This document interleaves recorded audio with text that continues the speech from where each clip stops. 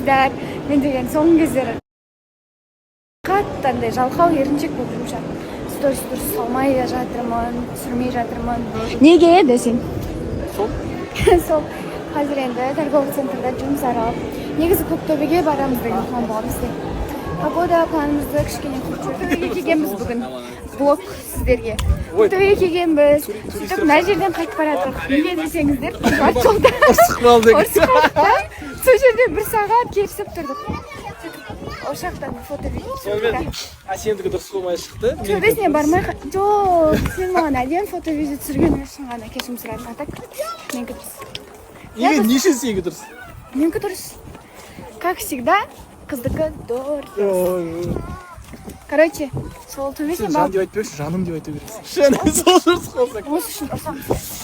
Деген сөз айта алмай қалдың. Өзіңе осындай болмайтын нәрселерге ұрысшы. Деген сөз айта алмай қалдың да? Деген сөз. Жаным. Иә. Не үшін ұрысқанымды айтайын ба? Бұл, короче, бір нәрсесін жоғалтып алғанда, и сол нәрсені менен көріп маған ұрсады. Жоқ, мен сенен көрген жоқпын.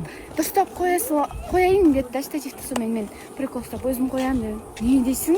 Не ал дейсің? Деп маған. Я өз сөйлейсің. Күйеу балдарыңыз абьюзер. Көрдіңіздер ма? Абьюзер тиран бұл негізі андай түріне алданбаңыздар, түрі оттай береді ше пирожный. Түрін біраз апта оттай береді. Да, истористі бөліп салам мен по-любому өзіңе. Сол ортасынан қайтып барады. Мусорын тастасай. Мусорын тастасай. Маған бәрі ғой любой нақты.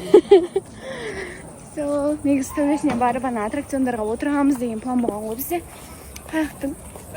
Бұл кісіде сағат 9-да тренировка. Жарты жолдан қайтып баратырық.